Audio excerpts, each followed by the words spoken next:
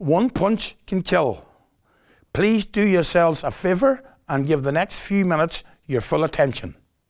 We hope that as a result of what you're about to hear, you will never get involved in one punch either on or off the pitch. Our Gaelic games are some of the best games in the world. They are a fascinating blend of skill, physicality, intelligence, teamwork and passion. We are proud of our games and we want to keep it that way. Unfortunately, there has been an increase in the frequency and severity of violent actions on the pitch, the consequence of which can be devastating both for the victim and the perpetrator. By one punch, we mean the action of throwing one or two punches. One punch is different from a sustained attack. However, the consequences of one punch can be just as severe. Statistics say that you males aged 16 to 25 years are more likely to either be the victim of or the perpetrator in serious assaults. That means that you're more likely than any other group in the population to either die from injuries sustained from one punch or to be left with severe lifelong injuries. It also means that you're more likely to be convicted of murder or manslaughter if someone you punch dies from their injuries. I'm Martina Jordan. I'm a social worker, a mediator and a restorative justice facilitator.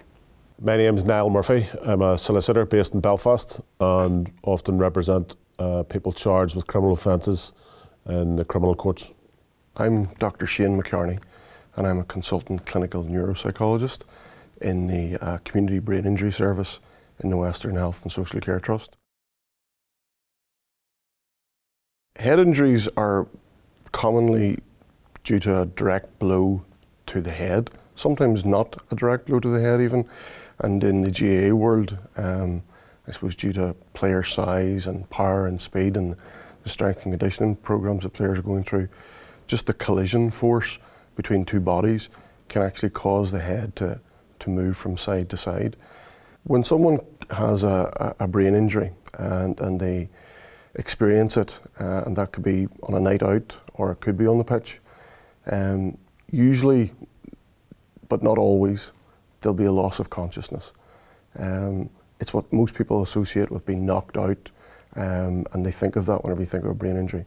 But sometimes being dazed and confused is the kind of the starting point of noticing that you've got the symptoms of an injury to your brain. There's a number of and a range of consequences of a blow to the head. The most troubling from my point of view and the work that I do are those blows that come to the side of the head. The side of the head where your head is rocked and extends the neck and rotates the neck muscles can also cause ruptures to your carotid artery, which can lead to stroke and death.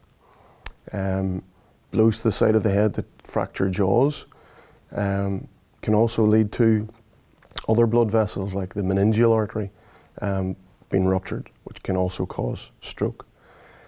The side temporal skull area is the thinnest part of the skull and is very easily fractured with a direct blow to the head. And any of these things are bad of themselves, but whenever it results in blood collecting inside the skull, creating pressure, injury to the brain tissue itself, that's when things get really severe.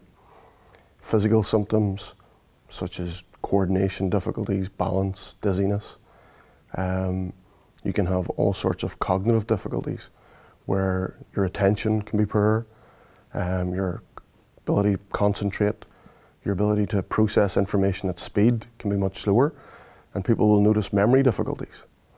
At a behavioural level, it can create all sorts of personality changes, irritability, agitation. And at an emotional level, there can be all sorts of anxieties, worries, concerns, due to the injury itself, due to the suddenness of it. Sometimes, and quite often, these things happen out of the blue. These kind of one-punch attacks sometimes are blows to the head are often referred to as the card's punch. You don't see it coming, and that can make people very fearful and worried about the potential for it happening again. If the injury is severe enough, you might have to report it to the DVA, which could impact on a person's ability to drive. Could be 6 months, could be longer if they had epilepsy or seizures. It'll impact on their ability to work and earn income. So the effects of a traumatic brain injury are huge, wide-ranging, and definitely something we want to avoid if at all possible. Not only can one punch be life-changing for the victim, it can also change the perpetrator's life forever. When someone has been the victim of an assault, in a serious case of assault, people can die. And I have had the misfortune to deal with a category of cases which are known in the courts as one-punch manslaughters. I have had the regretful experience of representing good people, good students, good citizens who in a moment of madness have lifted their hands and have caused catastrophic injuries. If you are suspected of being a perpetrator of a one-punch assault, it is very likely you will be arrested. You will be interviewed by police and you will be required to account for your actions. You have the opportunity to present a defence, but this is your moment to advise police as to why you have taken the course of action that has led to your arrest. There are various criminal offences that an assault will be categorised by, all depending upon the circumstances of the incident and the severity of the injury. Any abrasion to the skin, something that might require stitches, that will be categorised by police and by our courts as an assault occasioning actual bodily harm. A more serious assault, perhaps a broken jaw or a broken nose or broken teeth, will be categorised by the police and the courts as grievous bodily harm. GBH with intent attracts a minimum sentence of 3 years in custody. That is to say that a court has no liberty to sentence the person, if found guilty, to anything less than 3 years. A Section 20 with no intent but that the injury is caused can resolve custodially, but also non-custodially. When a person has been charged to court, it can often take months, even years, regrettably, for a case to come to trial. And there are circumstances whereby police can and will impose bail conditions, and one of those bail conditions could be not to see, speak to, or have any contact with the injured party. And if that is a circumstance which has arisen as a result of a match, that could reasonably resolve in a bail condition that you're not allowed to play football anymore. The delay sometimes in a court being able to deal with a case carries with it the burden of a trial, of a court case, and that is an unseen stress in any defendant's life. And they obviously have a right to contest a charge and defend themselves, but the weight of that on your shoulders can last for 12 to 18 months. When you have a conviction for GBH or ABH, you are not allowed into America, you are not allowed into Australia. Your liberty to travel is impacted forever for what might be an exuberant, misplaced single punch that will transform your life forever. The courts, I know, have expressed grave concerns with a growing trend in young males. They are now in a frame of mind to issued quite strong deterrent sentences. Now the courts will benefit from the camera recording, and as we've seen, these things go viral almost before the night's out. For the perpetrator having to deal with the fact that they have seriously injured someone and are likely facing a court case, the burden is huge. When they leave the pitch, when they leave the nightclub, when they are arrested and brought into custody, and when they've had time to calm down and reflect, all of them have almost immediately regretted what they've done. They cannot comprehend how they allowed themselves to lose control to the extent where they have significantly hurt someone. They feel scared. They feel a deep sense of shame. Very often persons that have been charged become socially regressive and do not feel that they want to partake in social activities. So there are so many spin-off stresses that can resolve when an individual has been charged with a criminal offence. And the effect on the perpetrator also, at an emotional level of having injured someone to such an extent that it affects their life, can be a debilitating effect on them also. And worse even still, if it ends up in taking someone's life. The burden of one-punch assaults affects loved ones and teammates. If you imagine the parents of the young person who has broken someone's nose or broken someone's jaw, how they must feel. They are devastated and disgusted and ashamed that their child would do this. The victim's parents are generally very protective. They are very upset, devastated. They keep using the word devastated. Fortunately, as yet, no one has died on a Gaelic pitch as a result of one punch. But as the prevalence of off-the-ball incidents increases, so too does the likelihood that someday someone will die while playing Gaelic games. When I first came into my post about 15 years ago, the biggest source of injury or cause of injury were road traffic collisions. Nowadays, the biggest by volume, by number of referrals that we receive are due to assaults. And also, unfortunately, from football matches at weekends, from sports games.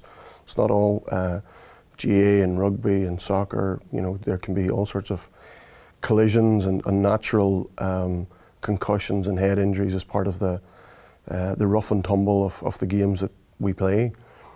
But unfortunately, there is a rising number of these one-punch attacks, these off-the-ball incidents where someone gets a blow to the head. Our sports are so important in our communities as an expression of our culture. They are contact sports, and there is the opportunity, I know this from having played myself, to be as physical as is required within the rules. But there is nothing courageous, noble, honourable about punching a man off the ball. All of the cases that I have dealt with have been one punch, and all of the cases that I have dealt with have been off the ball. I'm seeing an increasing amount of these types of incidents on football pitches, are broken jaws, broken noses, fractured eye sockets, broken arms, loss of teeth, broken teeth. I think lots of sports now are realising more and more the potential long-term consequences of blows above the shoulder to the head. We're realising more and more, if you hit someone at all around the head, you might break their nose, you might break their jaw, you might knock them out. And rather than thinking of that as being something to boast about, it's actually very dangerous.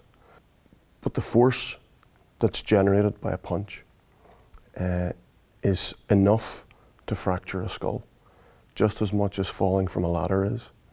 When you're hitting a stationary object, another person's head, it doubles that force. A punch can kill, but sometimes even worse than that, it can affect a person's life for the rest of their life.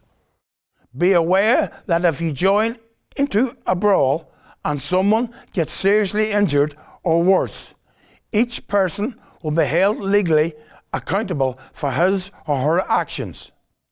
A teammate comes in and that person might not have lifted his hands.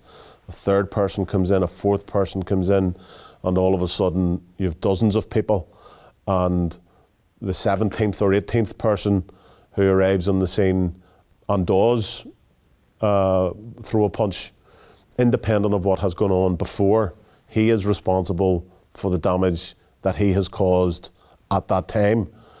But in law, that could be construed as a fray, as well as assault. That is behaviour that isn't tolerated and should not be tolerated by any coach or by teammates. You know, teammates need to stand up and hold their players to account.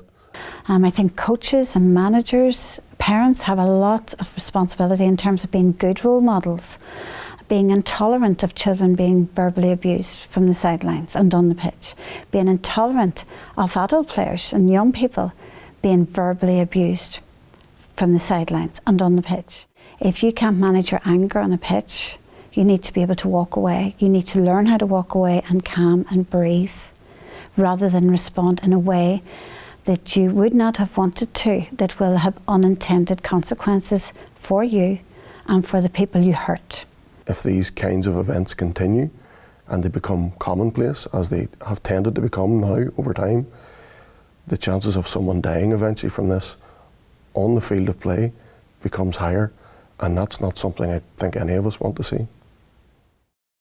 We have all played the game, and I know as well as anyone how we can lose our temper on the pitch. I am now appealing to you all to please control your emotions in that moment, because it could change your life and your family's lives forever.